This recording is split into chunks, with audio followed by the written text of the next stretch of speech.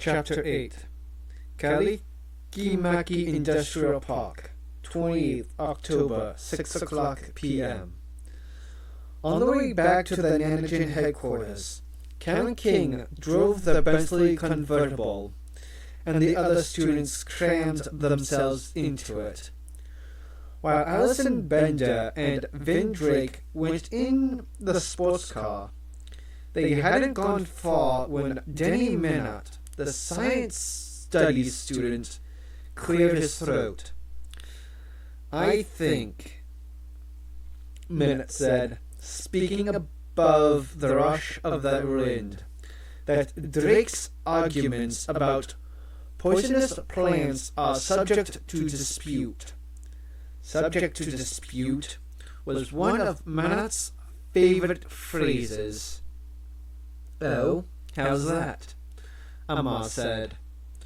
Amar in particular loathed Minot. "Well, this notion of poison is slippery, isn't it?" Minot said.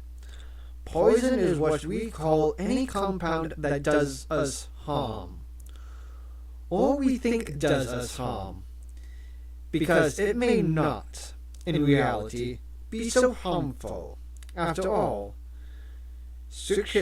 strychnine was once dispensed as a patent medicine in the 1800s. It was thought to be a restorative, and is still administered for acute alcohol poisoning, I believe. And the tree wouldn't go to the trouble of making strychnine unless it had some purpose. Self-defense, most likely. Other plants make strychnine, like nightshade. There must be a purpose. Yes, Jenny Lynn said, to keep from being eaten. That's the plant's view. It's our view, too, because we don't eat it either. But for humans, Amar said to Minot, are you arguing that strychnine is not harmful? Not really a poison? That's right. As a concept, it's slippery. One might even say it's indeterminate. The term poison doesn't really refer to anything fixed or specific at all. This brought groans throughout the car. "Can we change the subject?" Erica said. "I'm simply saying the idea of what is poison is subject to dispute." "Danny, with you everything is subject to dispute." "In essence, yes," he said, nodding solemnly. "Because I have not adopted the scientific worldview of fixed varieties and immutable truths. Neither have we," Erica said, "but some things are repeatedly verifiable, and therefore justify our beliefs in them." "Wouldn't it be pleasant to think so? But that's just a self-serving fantasy that most scientists have about themselves. In reality, it's all power structures," Minot said. "And you know it. Whoever has the power in society determines what can be studied, determines what can be observed, determines what can be thought. Scientists fall in line with the dominant power structure. They have to, because the power structures pays the bills. You don't play ball with a power structure. You don't get money for research. You don't get an appointment. You don't get published. In short, you don't count anymore. You're out. You might as well be dead." There was silence in the car. "You know I'm right," Minot said. "You just don't like it." "Speaking of playing ball with power," Ricardo said, "look over there. I think we're coming to the Kalikimaki Industrial Park and Nanajin headquarters." Jenny Lind took a small insulated Gore-Tex case the size of her hand and carefully clipped it to her belt. Karen King said, "What's that? Show and tell?" "Yes," Jenny said. "If they're really going to offer us jobs, well, I thought." She shrugged. "These are all of my extracted and purified volatiles." "What did you bring?" "Benzos, baby," Karen said. "Benzocrinines in a spray container. Blister the skin, burn your eyes. It may come from beetles, but it's the ideal personal defense chemical. Safe, short-lasting, organic. It'll make an excellent product." "Of course, you would bring a commercial product," Rick Hutter said to Karen. "That's because I just don't have your scruples, Rick," Karen said. "Why? You going to tell us you didn't bring anything?" No. "Liar." "Well, okay." He tapped his shirt pocket. "There's a latex extract from my tree. You daub it on and it kills any burrowing parasites under your skin." "Sounds like a product to me," Karen said, swinging the wheel, and the Bentley slipped around a hairpin turn. "Glued to the road. Maybe you'll make $1 billion from it, Rick." She took her eyes off the road for a second and flashed him a wicked smile. No. I'm just studying the underlying biochemical mechanism." "Tell it to the venture capitalists," Karen glanced at Peter, who sat in the front seat beside her. "And what about you? You've got a lot on your mind. Did you bring something?" "Actually," Peter said, "I did." Fingering the CD in his jacket pocket, Peter Jansen felt a nervous shiver pass through his body. Now that he was going into the Nanajin building, he realized he hadn't fully worked out his plan. Somehow he had to get Bender and Drake to confess in front of the group, and playing George's recording of the phone call between Alison Bender and Vin Drake would provoke that, he hoped. And if all the graduate students heard a confession, then Drake would be unable to retaliate. There were 7 of them. He couldn't attack them all at once. At least that was the idea. Lost in his thoughts, Peter stayed with the group as they moved into the building, led by Alison Bender. "This way, please. And ladies and gentlemen," they stopped first at the elegant black leather reception area. "I will need your cell phones, your cameras, and any other recording devices in your possession. You will leave those here to pick up when you depart. And please sign non-disclosure agreements at this time."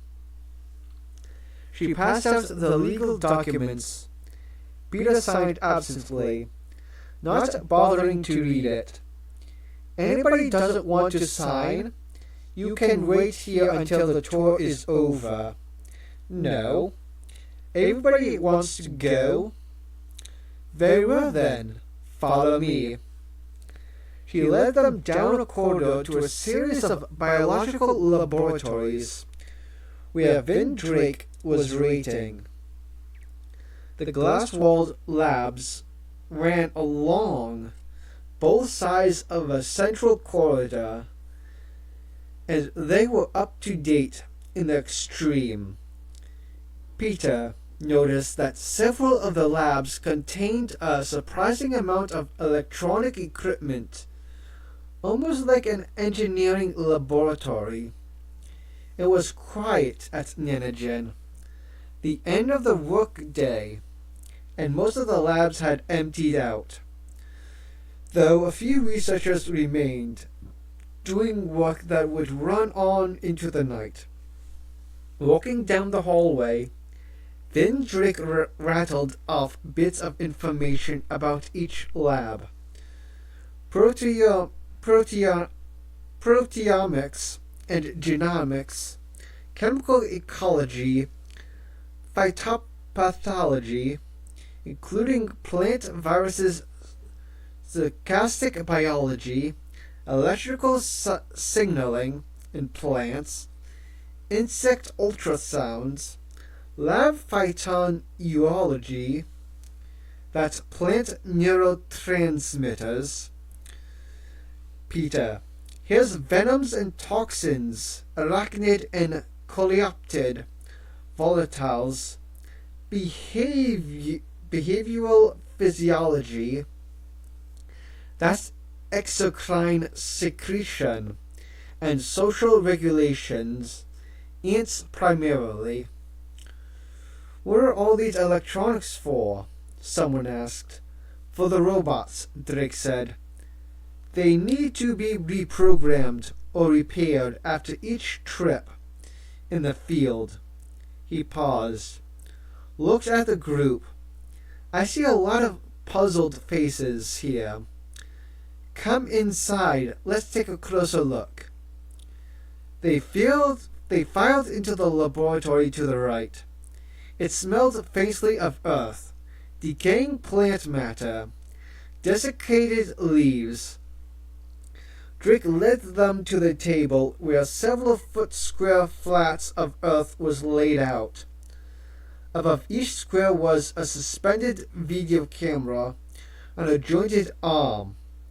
Here's an example of the material we bring back from the rainforest, he said. We are working on different projects for each, but in every case, the robots are at work. Where? Erica asked. I don't see. Drake adjusted the light, and the video camera. On side monitors, they saw a tiny white object in the soil, magnified many times, as you see. It's a burrowing and collecting machine, working on a microscopic scale, Drake said. And it has much to do because a flat of soil is like this holds a vast and interconnected world that is yet unknown to man. There's trillions of microorganisms, tens of thousands of species of bacteria and a protozoa, nearly all of them uncatalogued. There can be thousands of miles of wispy fungal hyphae threads in a patch of soil this big. There can be 1 million microscopic arthropods and other tiny insects too small for the naked eye to see. There are dozens of earthworms of various sizes. In fact, there are more small living things in this little square of earth than there are large living things on the entire surface of our planet. Think about it. We humans live on the surface. We think that's where the life is. We think in terms of people and elephants, and sharks and forests of trees. But our perceptions are wrong. The truth of life on our planet is very different. the real bedrock fundamental life, teeming, burrowing, breeding, continuously active, is down here at this level. And this is where the discoveries are going to be made. It was an impressive speech. Drake had given it before, and audiences were always awed into silence. But not this group. Rick Hutter immediately said, "And what's this particular robot discovering?" "Nematodes," Vendrick said. "Microscopic roundworms that we think have important biological properties." In a flat of soil like this, there are about 4 billion nematodes. But we want to collect only those which have not yet been discovered. Drake had turned to a line of windows that looked into a laboratory where a handful of researchers were working at banks of machines. Complicated machines. "What we're doing in that room," Drake said, "is screening. We are screening thousands of compounds, very rapidly, using high-speed fractionation and mass spectrometry. Those are the machines you see. We've already found dozens of totally new drug candidates, and they're natural.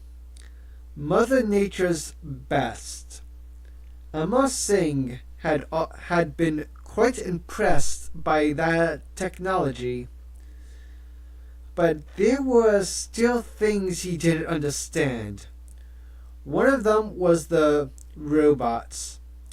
The robots were really small, too small, he thought, to have much of a computer in them. Amos said, "How can those robots sort through the worms and pick them out?" "Oh, they do it easily," Drake said. "How?"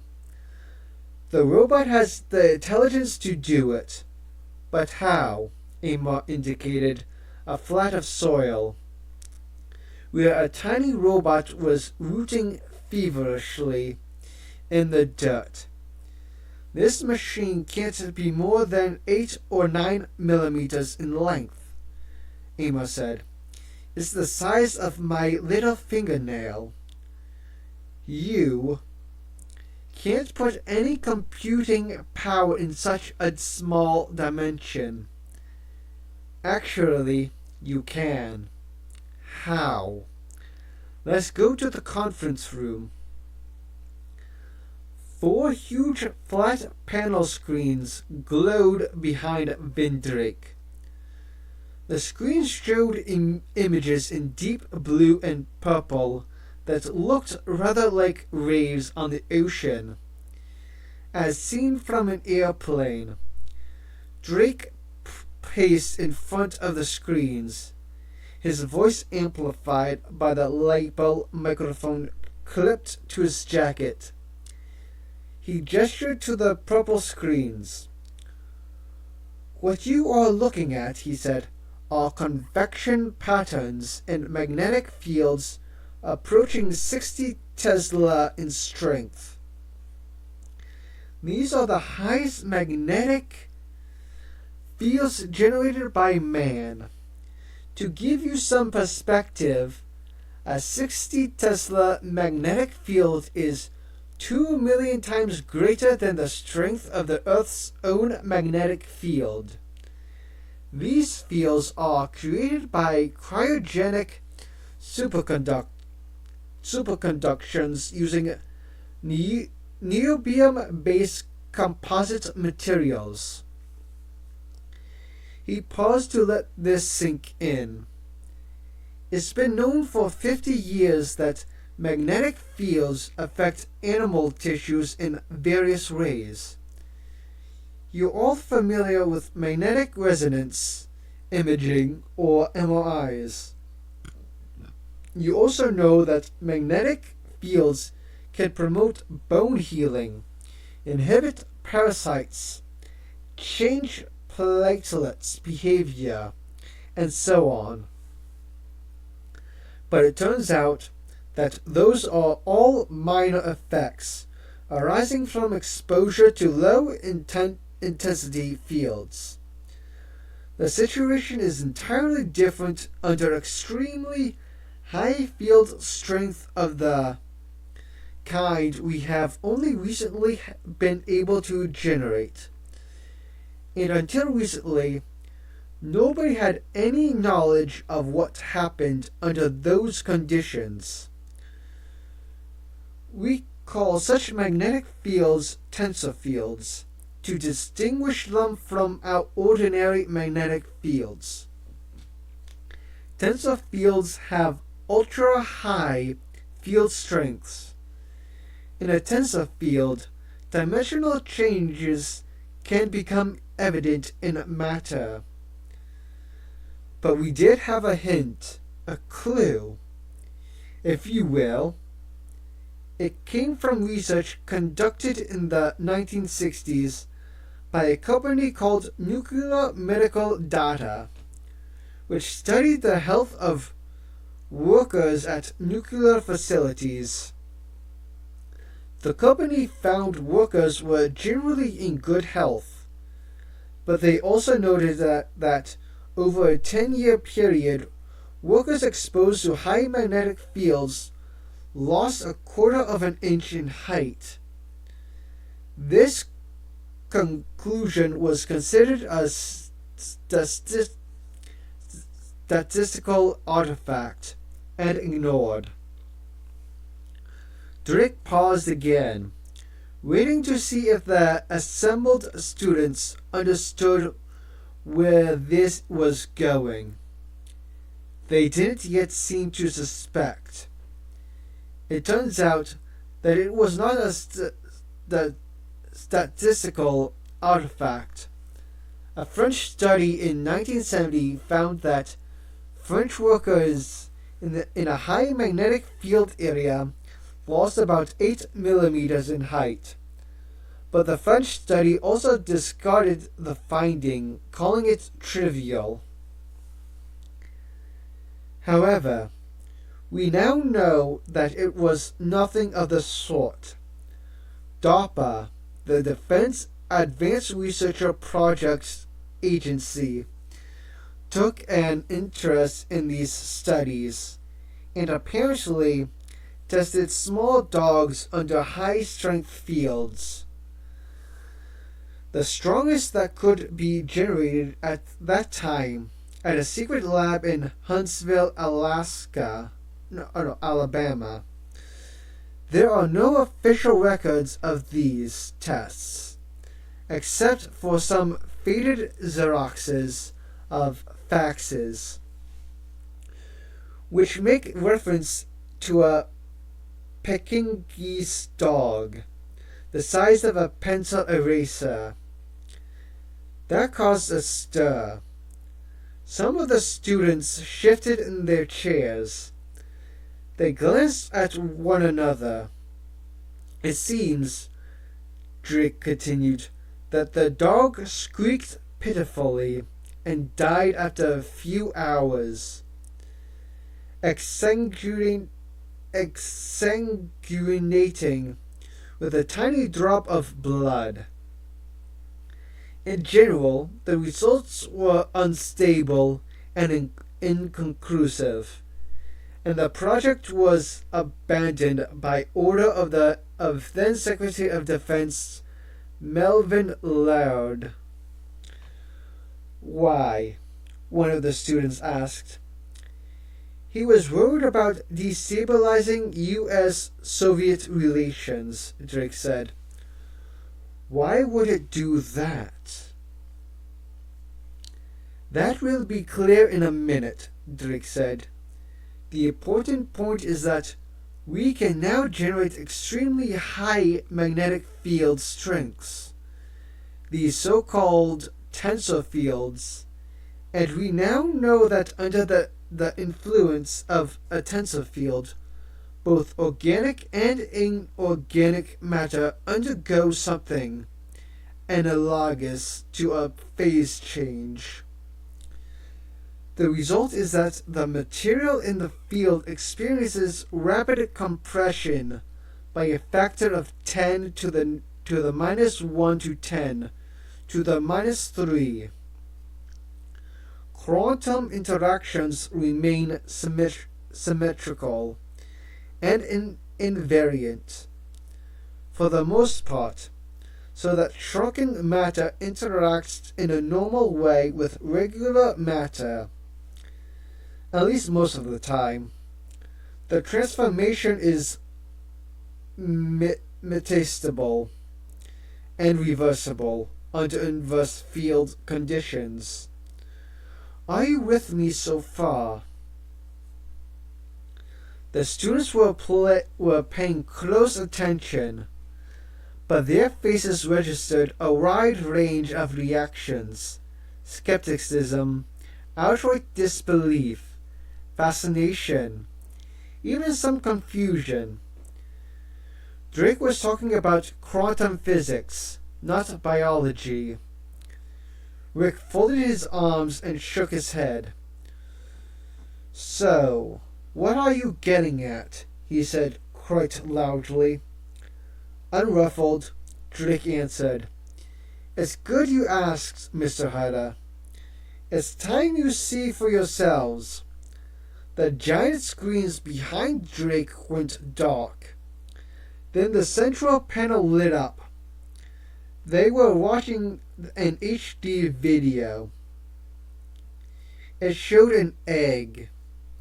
The egg sat on a flat black surface.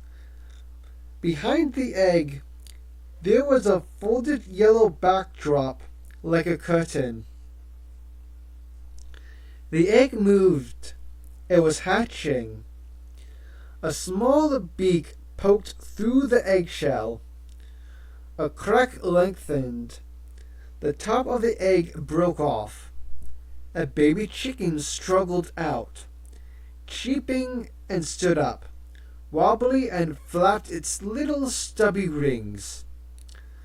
The camera began to pull back. As the scene widened, the chick's surroundings came into view. The yellow backdrop, it turned out, was actually the huge clawed foot of a bird, the foot of a chicken. The baby chick now tottered by a monstrously large chicken foot. As the camera drew back farther, the entire adult chicken became visible. It seemed gigantic. As the camera pulled fully back, however, the chick and the pieces of eggshell became nothing but specks of dirt under the grown bird. "Get out," Rick began, then stopped. He couldn't take his eyes off the screen. "This," Drake said, "is Nanogen's technology." "The transformation," Amma began, "can be done to living organisms. Yes, we shrank that egg in a tensor field. The chicken fetus inside the egg wasn't affected by the dimensional change. It hatched normally, as you can see. This proves that even highly complex biological systems can be compressed in a tensor field and still carry on the normal functions of life." "What are those other things in the picture?" Karen asked. In the video, the floor under the giant chicken appeared to be splattered with tiny dots. Some of the dots were moving, some not. Those are the other chicks. We dimensionally shifted the whole brood. Drake said. Unfortunately, they're so small, the mother has stepped on some of her babies without knowing it. There was a brief silence. Amar was the first to speak. You've done this to other organisms? Of course, Drake answered. That means people, Amar said. Yes. Those little robot diggers we saw in the arboretum? Amar went on. You're telling us you don't actually program intelligence into them. We don't need to. Because you have human beings run them. Yes. Human beings who have undergone a dimensional change. Holy shit, Danny Minot burst out. Are you fucking kidding me? No, Drake said. Somebody burst out laughing. It was Rick Hutter. Scam, Rick muttered. Guys selling worthless stock to fools. Karen King didn't believe it either. She said, this is bullshit hype. No way you can do anything with video. It's existing technology, Drake said calmly. Amar Singh said, so you're saying you can cause a dimensional change in a human being as great as 10 to the minus 3? Yes. Which means that someone 6 feet tall would be 72 inches, 7/100th of an inch tall. That's correct, Drake said. Slightly less than 0.2 of a millimeter. Jesus, Ricardo said. And at 10 to the minus 2, Drake said, the person is approximately half an inch tall, 12 millimeters. I would actually like to see this for real, Danny Minot said. Of course, Drake said. And you will. Chapter 9. Nanogen Headquarters, 28 October, 7:30 p.m. While Drake was talking with the students, Peter Jensen had taken Allison Bender aside. Some of us brought samples and compounds to show Mr. Drake. That's good, Allison said to him. I've got a CD with some of my research on it, Peter said. She nodded in response. It's a recording. It involves my brother, Peter added. He hoped to start winding her up, making her nervous.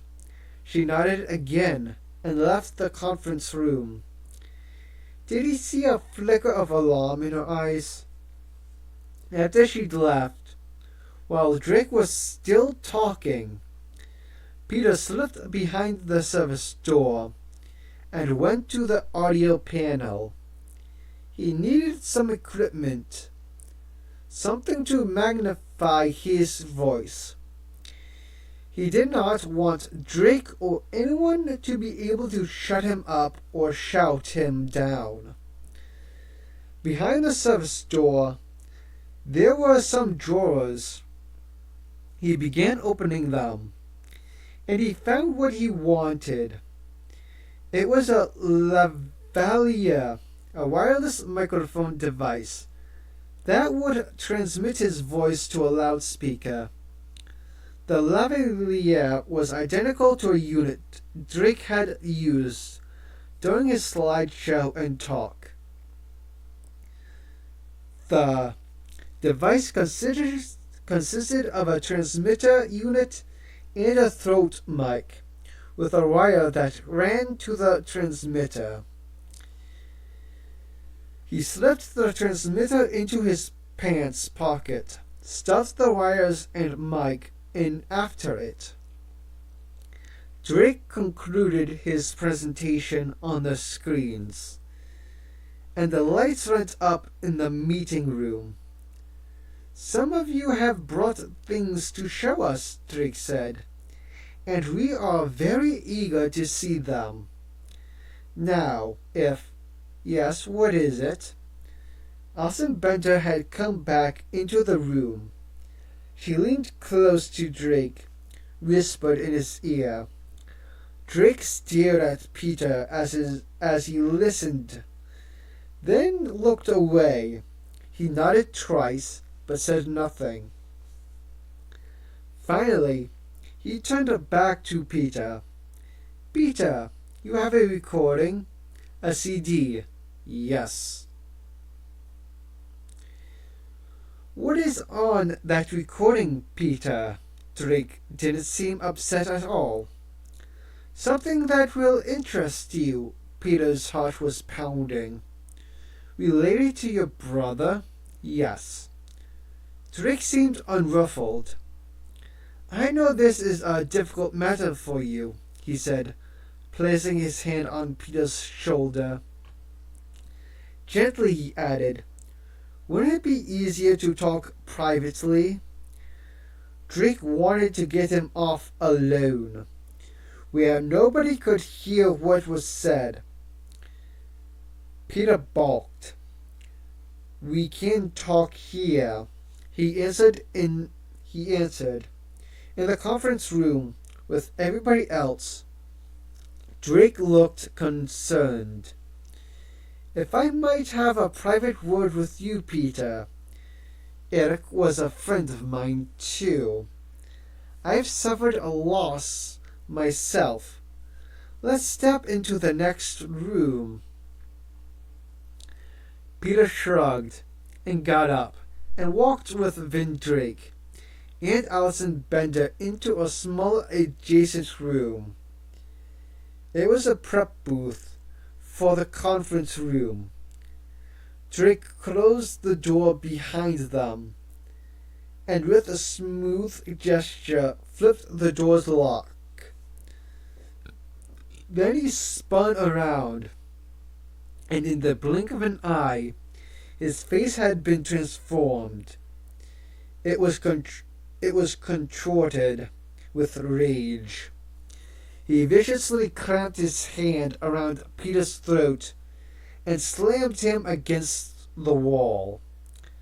With his other hand, he took Peter's arm and bent it, holding it in a lock. I don't know what your game is, you little bastard. No game.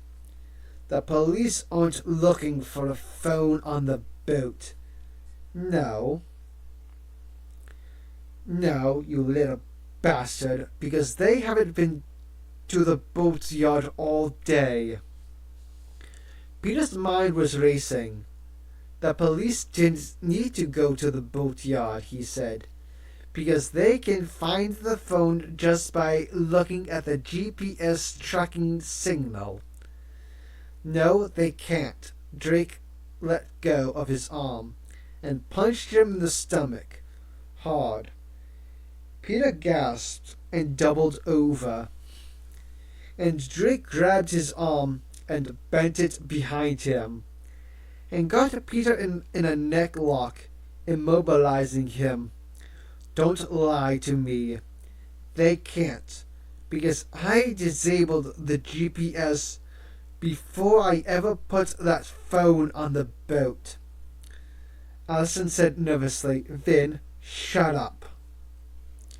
So, Peter said, you disabled the GPS and rigged up the phone to clog my brother's gas line. No, to kill the fuel pump, you little asshole. I killed the radio too. Alison, Vin, listen. Alison, keep out of this. Why'd you do it? Peter said, coughing, pulling at Drake's fingers. Drake's grip was strong on his throat. Why? Your brother was a fool. You know what he wanted. He wanted to sell this technology. Turns out there's some legal issue about ownership. Who really owned it? So Eric thought we should sell. Can you imagine sell this technology. Eric betrayed Nanogen. He betrayed me personally. Finn, for God's sake. Shut up. Your mic, Allison pointed to the lavalier. Microphone on Drake's lapel. It's on. Ah, shit, Drake hissed. He punched Peter brutally, hard in the solar plexus, and let him crumple to the floor, on his knees, gasping.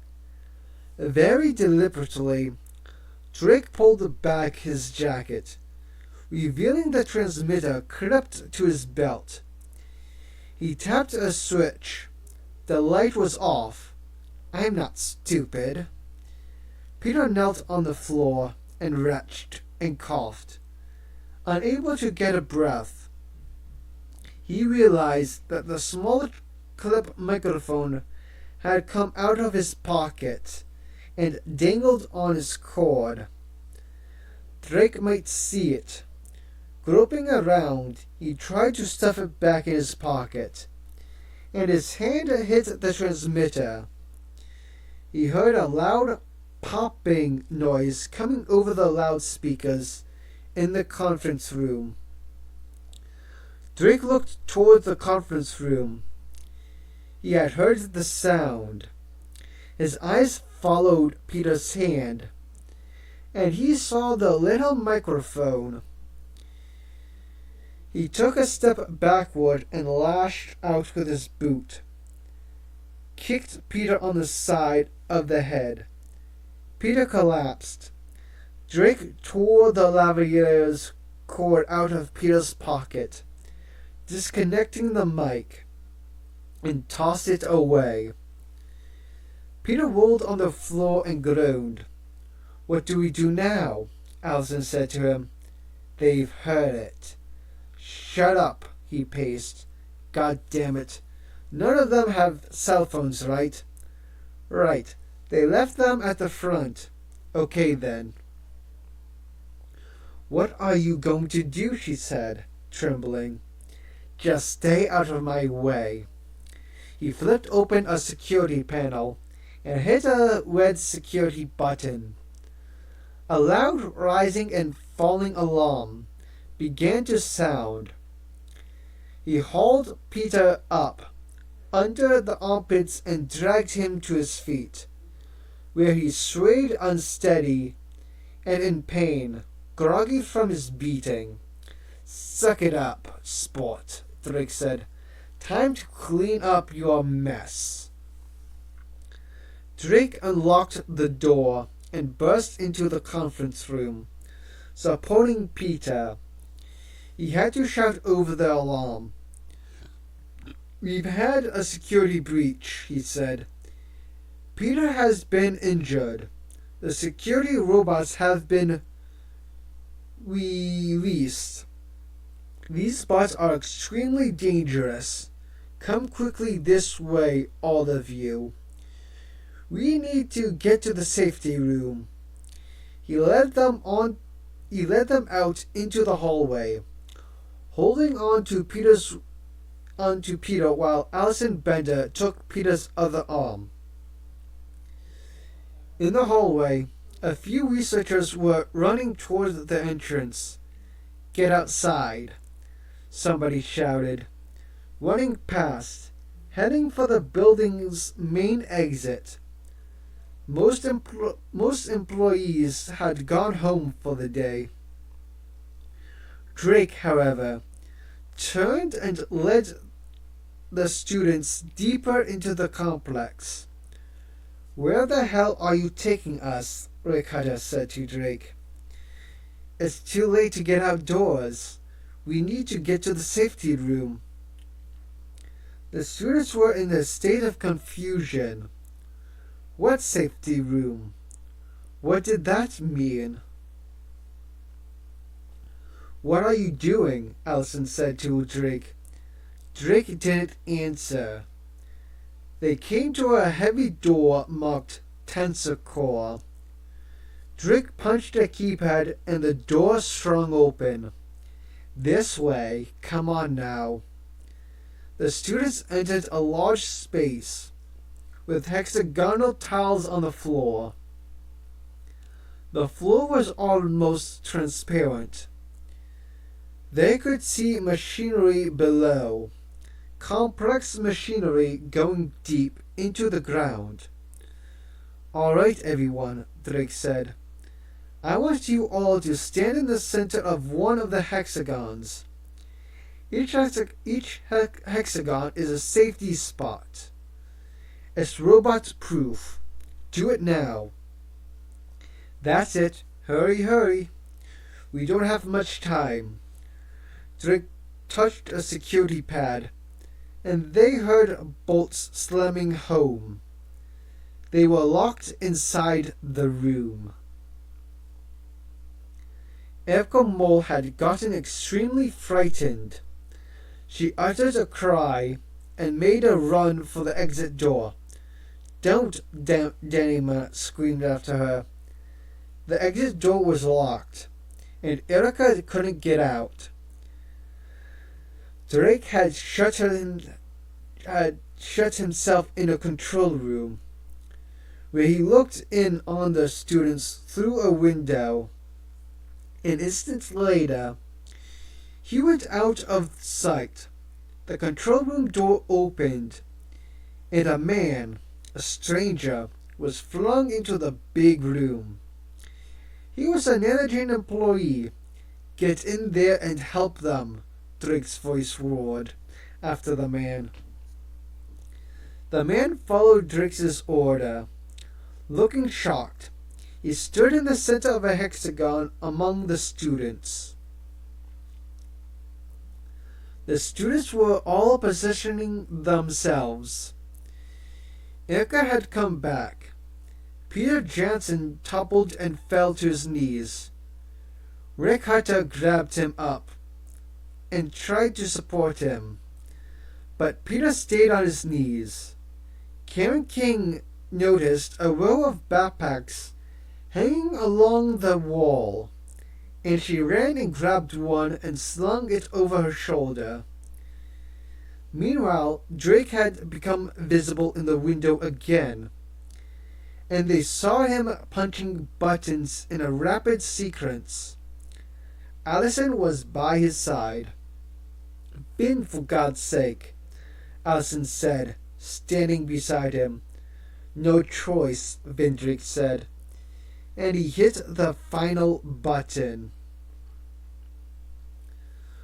For Peter Jansen's groggy from his beating, everything happened fast.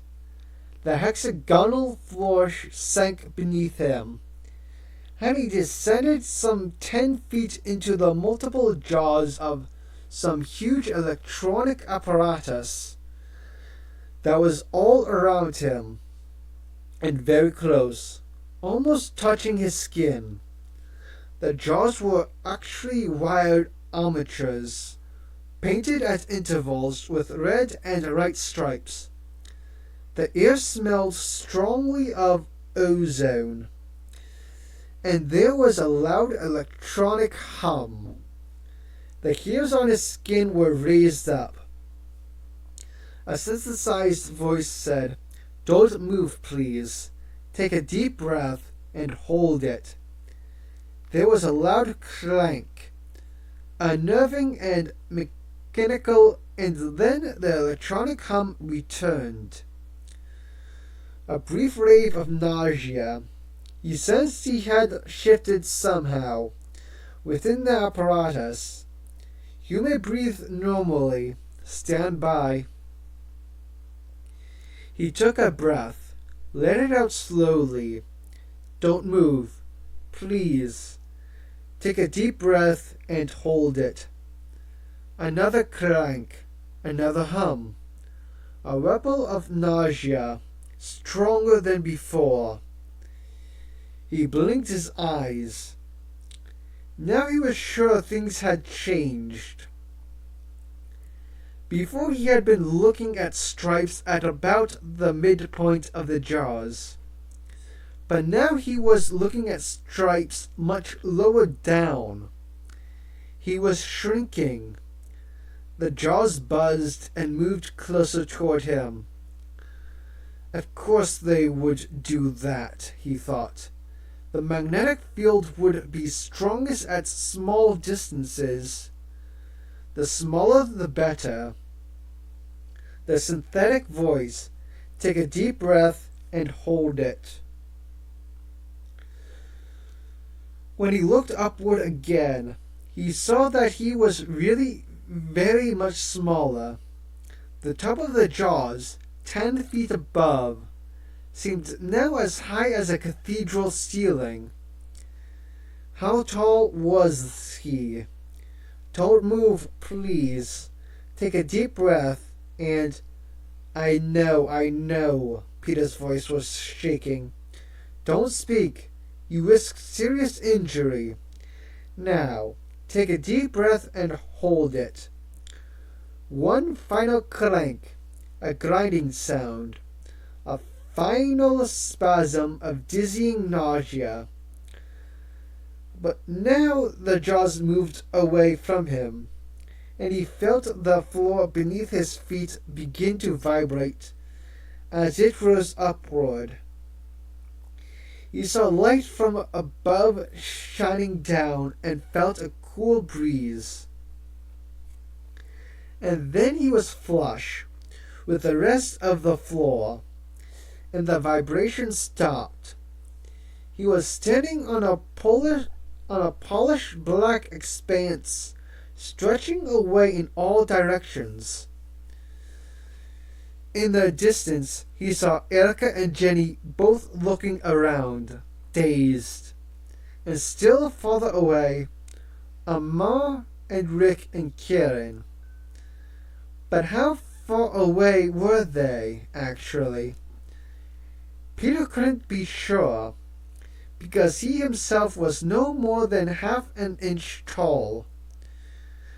Dust motes and flecks of dead cellular debris rolled across the floor, came to rest against his knees, like tiny tumbleweed. He looked down at this tumbleweed in stupefaction. He felt slow, dull-witted, stupid. The reality of the situation gradually dawned on him. He looked across the floor at Erica and Jenny. They seemed as shocked as he felt, half an inch tall. A crunching sound made him turn. He faced the tip of an enormous boot, the sole as tall as he was.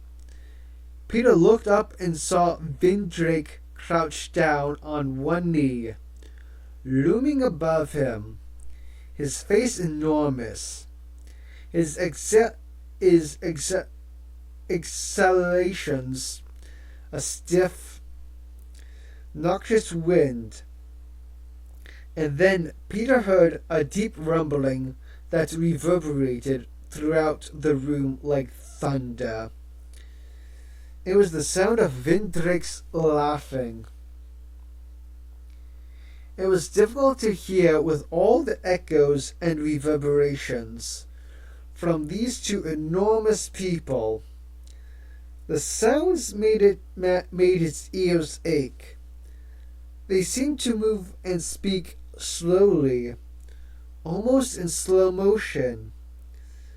Alison Bender crouched down alongside Drake, and together they stared at Peter. Alison said, "What are you doing, Vin?" The words boomed and rolled and seemed to slur together into a mishmash of sounds, too deep to make out without difficulty. Vindrick just laughed. Apparently, he found the situations amusing, but the man's laughter propelled gusts of steam breath toward Peter, and he recoiled from the odor of garlic, red wine, and cigars. Drake glanced at his watch. "It's after hours," he said and smiled. "Pauhana, as they say here in Hawaii, means work is done." Alison Bender stared at him. Drake tipped his head from side to side, as if he had gotten something stuck in his ear. It seemed to be a habit. The students heard his voice rolling out, "After work comes play." Chapter 10. Nanajin Animal Facility, 28 October, 9 o'clock p.m. Vin Drake produced a clear plastic bag. With surprising gentleness, he picked up Peter Jansen and dropped him in the bag. Peter slid down the plastic surface, came to rest at the bottom. He got to his feet and watched as Vin went around the room, picking up each other of the graduate students in turn. Dropping them in the bag, last of all, he picked up the Nanajin man from the control room. They heard the man call out, "Mr. Drake, what are you doing, sir?" Drake didn't seem to hear the man, and didn't seem to care. As each person tumbled down among the others in the bag, nobody got hurt. Apparently, they now had too little mass to cause damage. "We're almost weightless," Amar commented. "We must weigh no more than a gram or so, like a tiny feather." Amar's voice was cool, composed, but Peter thought he detected a tremor of fear. "Well, I don't care who knows it. I'm scared," Ricardo blurted. "We all are," Ken King admitted. "I think we're in shock," Jenny Lynn said. "Look at our faces. Circum or pallor." Blanched skin around the lips was a classic sign of fear. The Nanajin man kept saying, "There's been some mistake." He couldn't seem to believe what Drake had just done. "Who are you?" someone asked him. "My name is Gerald Kinski. I'm an engineer. I operate the tensor generator. If Mr. Drake would just give me a chance to talk with him." "You've seen too much," Ricardo cut him off sharply. "Whatever Drake does to us, he's going to do to you as well." "Let's take an inventory," Kenneth King snapped. "Crick, what weapons have we got?" But they got no further. The bag was tossed around, throwing them into a tangle. "Uh-oh," Amar said, struggling to sit up. "What's happening now?"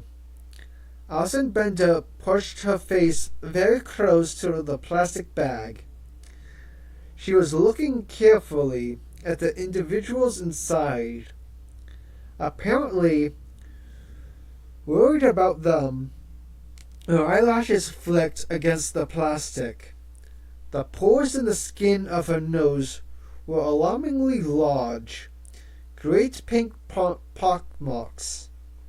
"Vin, I don't want them harmed, Vin." That drew a smile from Vin Drake's. Speaking slowly, he heard, "I wouldn't dream of harming them." "You realize," Ken King said, that man is a psychopath. He is capable of anything." "I realize it," Peter said. "That's just not true about Mr. Drake," Jarrell Krinsky said. There is a reason for this. Ignoring him, Ken said to Peter, we should have no illusions about what Drake intends at this point. We are witnesses to his confession that he killed your brother. Now he's going to kill us all. Do you think so? Jenny Manat said plaintively. We should have jumped to, yes, Danny, I do think so. Maybe you'll be first. It's just so hard to imagine. Ask Peter's brother about.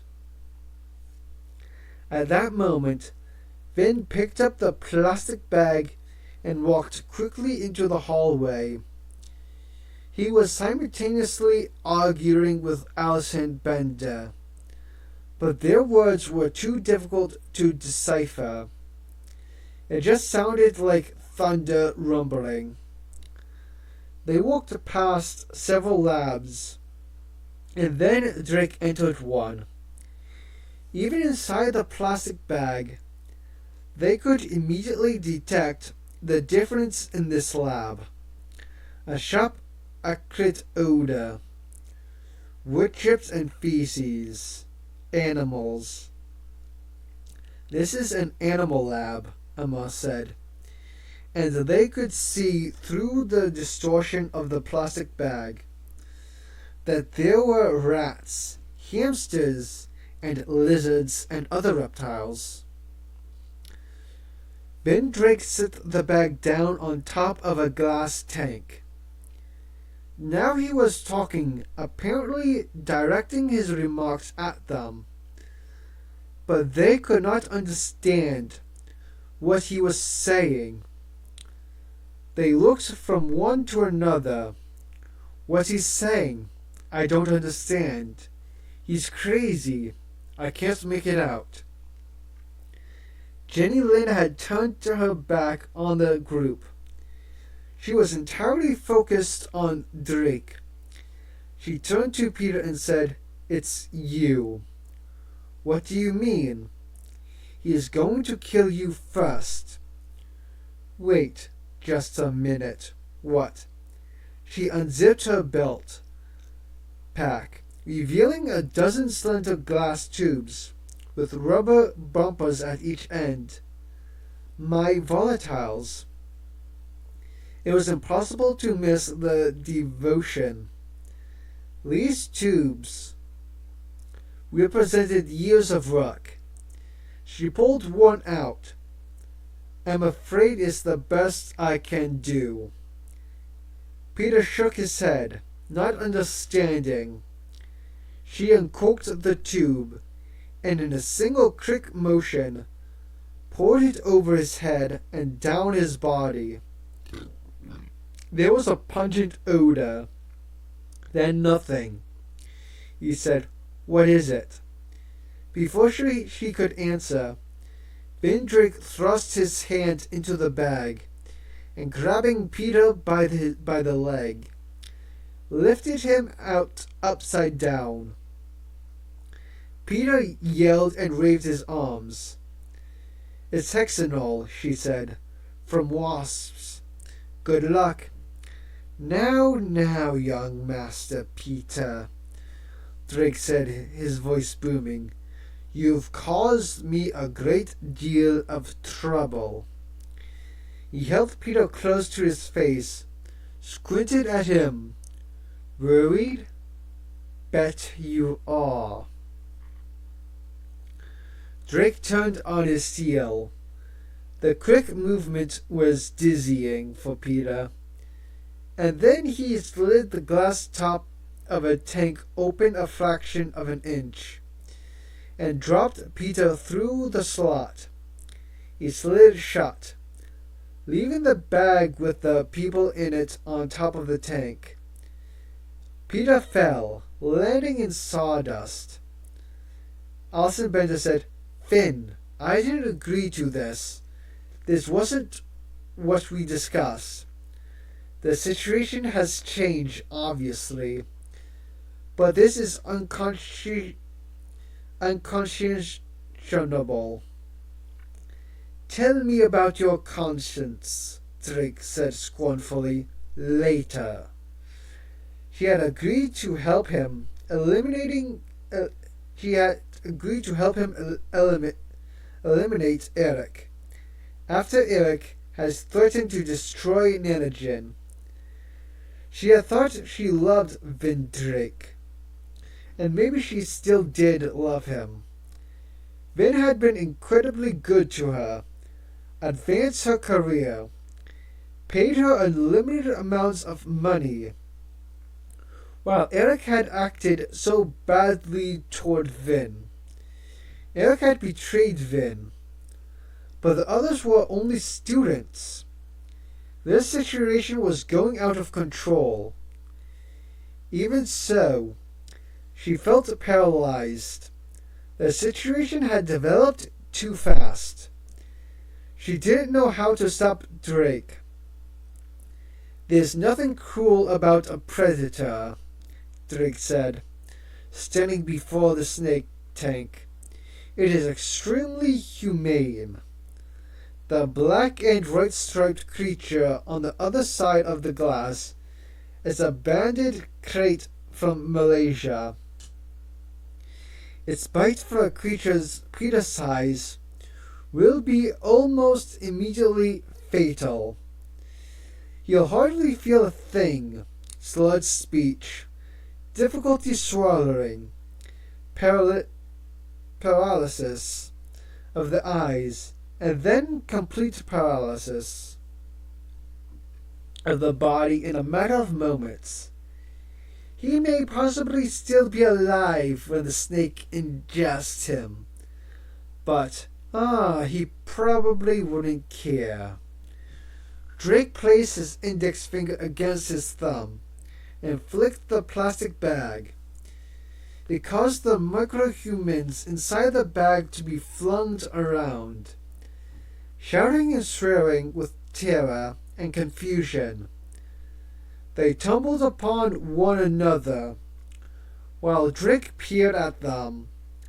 They're quite lively, he commented to Allison. I assume the crate will accept them. If not, there's also the cobra and the coral snake. She looked away. It's essential, Allison, he said. Their bodies have to be ingested.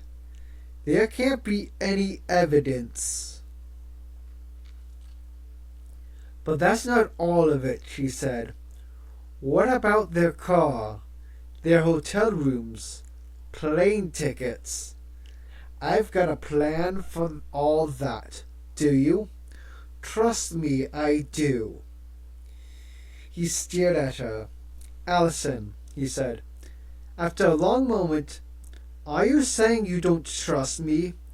No, of course not, she said quickly. I hope not. Because without trust, we are nothing.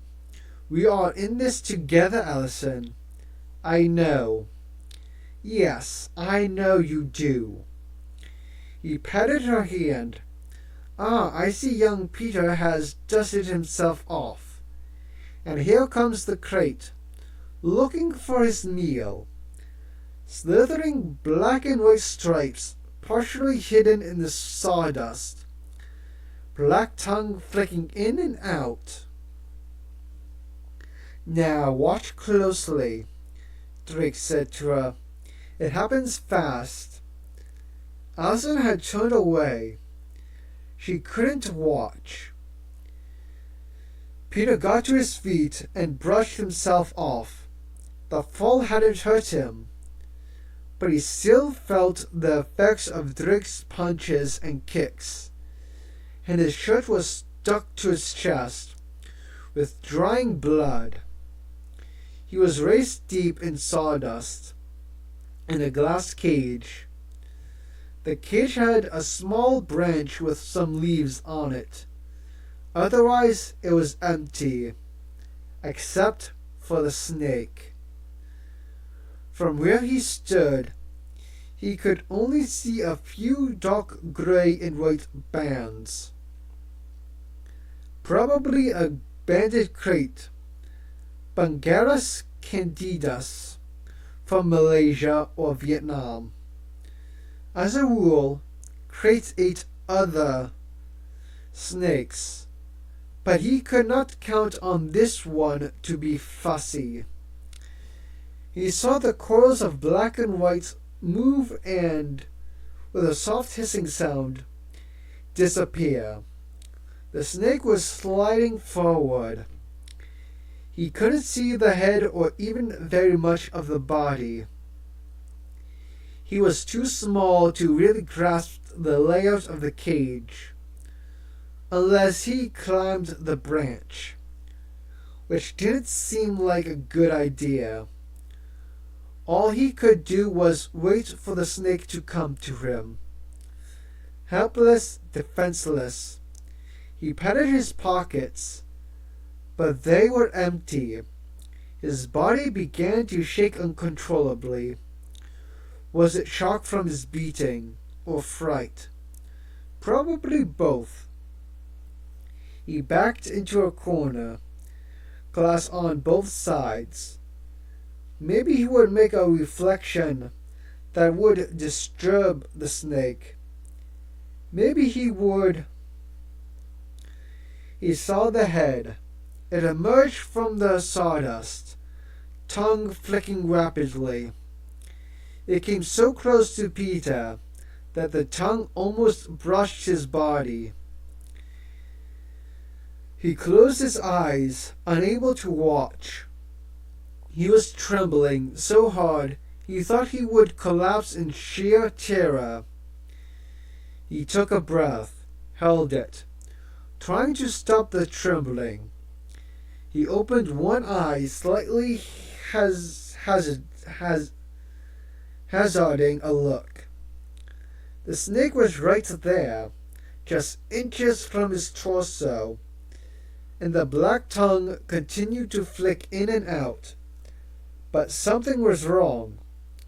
This snake seemed confused or hesitant, and then to his utter amazement, the animal raised its head and slithered backward, pulling away from Peter, disappearing into the sawdust and gone. And then he did collapse, falling to the ground, shaking with fear and exhaustion, unable to control his body. And one thought remained fixed in his mind. What the hell happened? God damn it, Vendrick said, looking down through the glass. What the hell was that? What just happened? Maybe it wasn't hungry. Oh, it's hungry all right, god damn it. I can't have these mishaps. I'm on a schedule. A tight schedule. The intercom clicked. Mr. Drake. You have a visitor, Mr. Drake. Visitor at the front desk. Oh, for Christ's sake, Drake said, throwing up his hand. I'm not expecting anybody today. He dialed reception. What is it, Marisol? I'm sorry, Mr. Drake, but I was in the parking lot after the alarm, and someone from the Honolulu police came to see you. So I brought them in. Oh, all right. He hung up. Great, the police. Allison said, I'll go see what they want. No, you won't, he said. I'll deal with the police. You go back to your office and stay out of sight until they are gone. All right, if that's what it is, yes. All right, then. Jenny Lynn watched as Vin Drake and Allison Bender left the animal room. She noticed that Drake was careful to lock the door as he left. The plastic bag was lying on top of the snake's tank. The top of the bag was twisted lightly, but it was loose. Jenny wiggled herself up in the neck of the bag, pushing, and she managed to get it open. "Come on," she said. "We can at least get out." The others followed Jenny, climbing out of the bag until they were standing on this clear glass lid that covered the tank. Jenny looked down into the tank.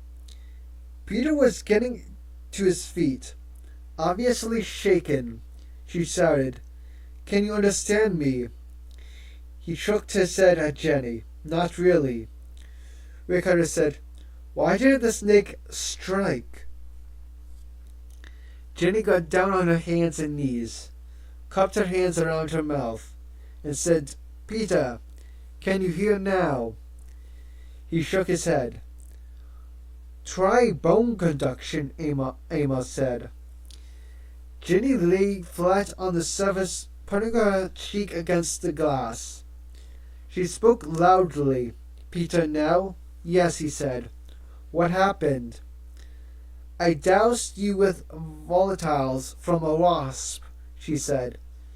"Principally hexanol. I figured there were very few things that would put off a poisonous snake, but a wasp sting would be one of them." "Damn clever," Emma said. "Snakes rely more on smell than sight anyway. And the crates nocturnal. It worked. It thought I was a wasp." "Yes, but the substance is very volatile, Peter. Meaning it will evaporate. It is, as we speak. Wait, I'm not a wasp anymore. Not for long." "How much time would you say?" he said. "I don't know. Minutes?" "What can we do?" King said. "How are your reflexes?" "Shot," he said. He held out his hand. It was shaking. "What's your idea?" Amos said. "Do you have any of the spider silks we worked on?"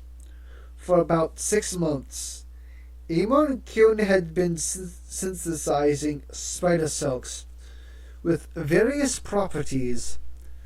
Some were sticky, some strong, some flexible like a bungee cord. Some could turn from smooth to sticky from the addition of a chemical at one end. "I have several, yes," Amos said. "Okay, you see that plastic tube beside the cage? Closed at one end? It looks like it's part of a little water dispenser." "Right. That's the one. Can you grab that tube with sticky silk and hoist it up?" "I don't know," Amos said doubtfully. "It'd probably raise an ounce or two. We'd all have to help haul it up." "That's fine, because we all have to help, anyway, to open the cage."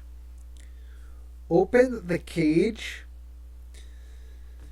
The top of the crate cage was a double piece of glass. One slid over the other. "I don't know, Karen. That means shifting the glass piece. Just an inch or so. Just enough." "To lower the tube?" "Right." "Peter, are you following this?" Amos said. "I am. And it sounds impossible." "I don't see an alternative," Karen said. "We have only one shot at this, and you can't miss." Amos had opened up a plastic case, which he'd had in his pocket, and he was already uncoiling his sticky silk from an armature in the case. He lowered the silk over the edge and hooked the plastic tube. It was surprisingly light. Emma and Ricardo were able to raise it easily. They tried sliding glass plates to get it open, but that proved to be a much greater challenge.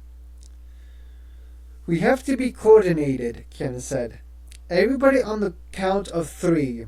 1, 2, 3. The glass moved just a few millimeters, but it moved. "Okay, again, hurry." And the crate was becoming more active, whether from seeing all the little people walking around on top, or because the volatile was running off. The snake began twisting and coiling, moving towards Peter, getting ready to try another approach. "Get that thing down here," Peter said. His voice was tremulous. "Lowering it now," Amos said. The third scraped over the glass edge, making a strange squeaking sound. "That's going to be okay," Ken said. "Will it hold?" "It's strong," Amos said. "Come lower, a little lower," Peter said. "Okay, hold it there." The tube was chest high. He stood behind it, holding it in position with both hands at the back, but his hands were sweating, slippery, his grip unsure.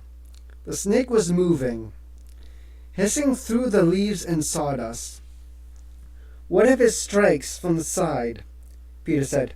"Adjust," Karen said. "'Cause it looks like—" "Yeah, it is. Here it comes. Damn it." "Oh shit," Peter said. The snake struck with blinding speed. Unimaginable speed, unthinking. He swung the tube to meet it. The full impact of the crate's head slammed against his chest.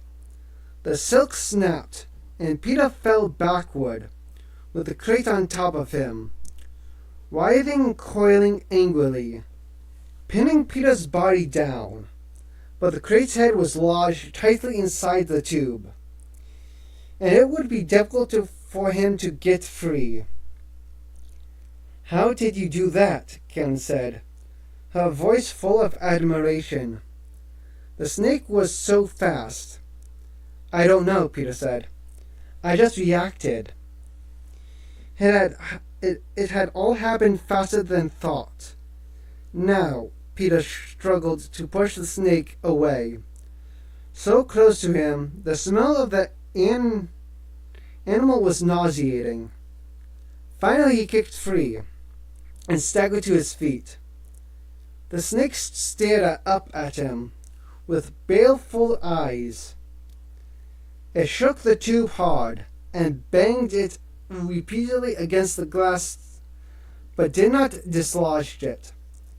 Its furious hiss was magnified, reverberating inside the tube.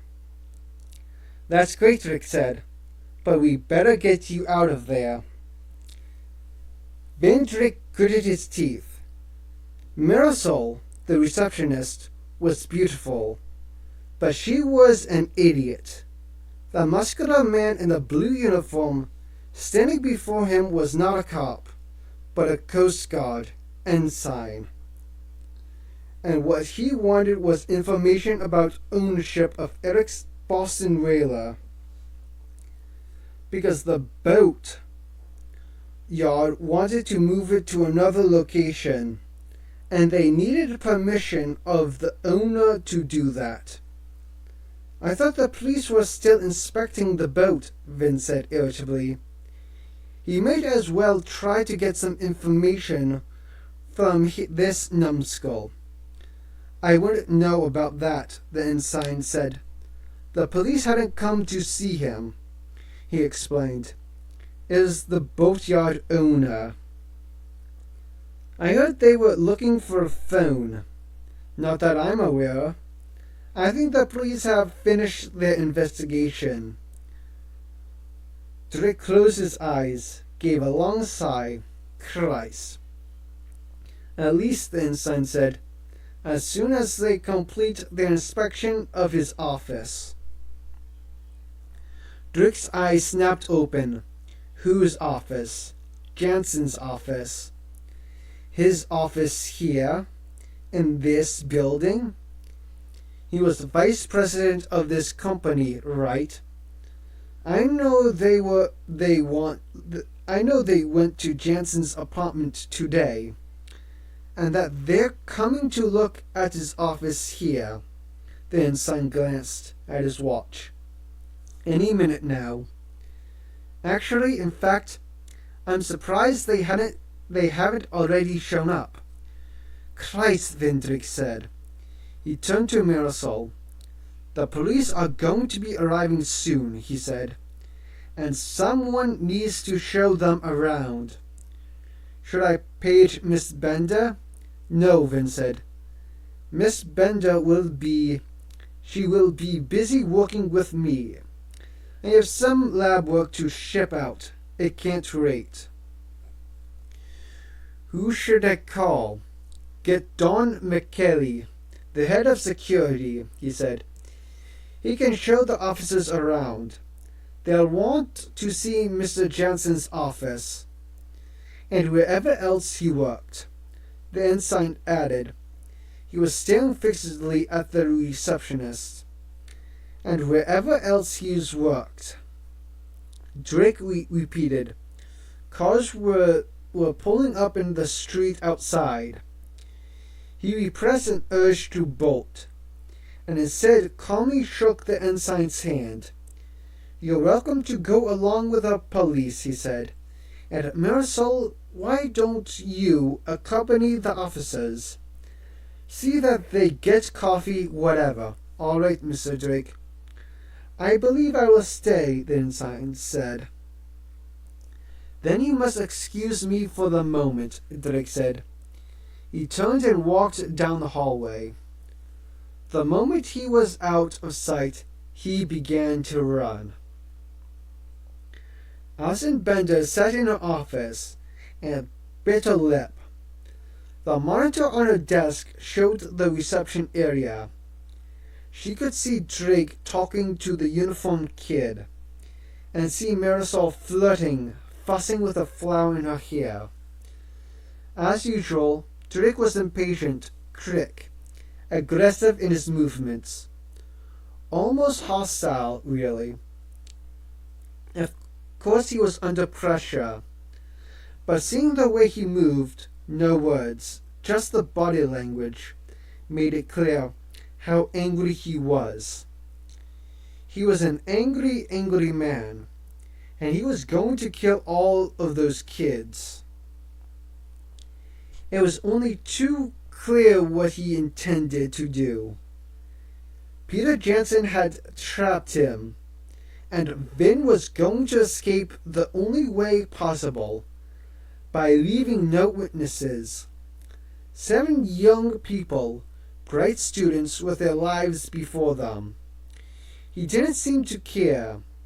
It didn't seem to matter to him. They were merely in the way. It frightened her. Her hands trembled even when she pressed them flat against the desk. She was afraid of him and terrified of the situation she found herself in. She could not confront him directly, of course. He'd kill her if she did. But she had to stop him from killing those kids. Somehow she had to do that. She knew what she had done. She knew her involvement in Eric Jansen's death. Knew it only too well, making those calls to the trigger phone. But to be involved in the murder of 7 more people? No, 8, including the Nanjing employee, who had the bad luck to be in the control room when Drake came in. She wasn't sure she could do it. It would be homicide on a grand scale, but she might have to do it to save herself. On the monitor, Drake was telling the receptionist what to do. The ensign was grinning. Drake would soon leave. Alison stood up and hurried out of her office. She didn't have much time. He could return to the lab looking for the students at any moment. In the lab, the students had gotten out of the bag, and they stood on the transparent top of the crate cage, looking down at Peter Jansen. Alison Bender burst into the room. She bent down and stared at them, her face looming over them. "I won't hurt you," she said. Her eyes were wide and frightened. She put out her hand, palm flat, and picked up Jenny Lynn very gently and placed her on her palm. She gestured to the others. "Hurry. I don't know where he is." "Miss Bender, let me talk with Mr. Drake," Gerald Kinski shouted at her, waving his hands. She didn't seem to hear or understand. The others, seeing no other options, climbed onto Alison's palm. She lifted them into the air, and the room spun around. The wind blew, knocking them off their feet. She carried them swiftly to her desk and placed them down on it. Then she went over to the snake's cage, opened it, and lifted Peter out, and put him on the desk with the others. She stared at them, seeming not to know what to do with them. Her breathing was ragged and loud. King said, "We should try to talk to her." "I don't know if it will do any good," Peter said. Alison moved away. They saw her go across the room.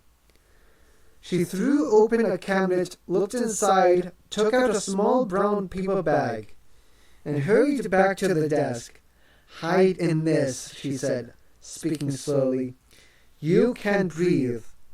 She opened the bag and laid it down on the desk, with its mouth facing them, and gestured to them to get in. They scrambled into the bag. Last of all was the Nanjing man, who couldn't seem to accept the reality of their desperate situation. He kept shouting, Miss Bender, please." Alison folded the top of the bag tightly and hurried out of the room. She carried the bag into her office and placed it gently inside her purse, which sat on the floor by her desk. She snapped the purse shut and pushed it with her toe underneath her desk, and ran back to the animal lab, arriving just as Vin Drake walked in. "What the hell are you doing?" he said. "I was looking for you." "I told you to stay in your office." Drake went over to the snake's cage and saw the empty plastic bag. "They've escaped," he said. He spun around and swore, and turned around again and lunged at the shelf full of chemicals. With one movement, he swept everything to the floor, sending broken glass and liquids splashing. "Where are they?" "Finn, please, I don't know."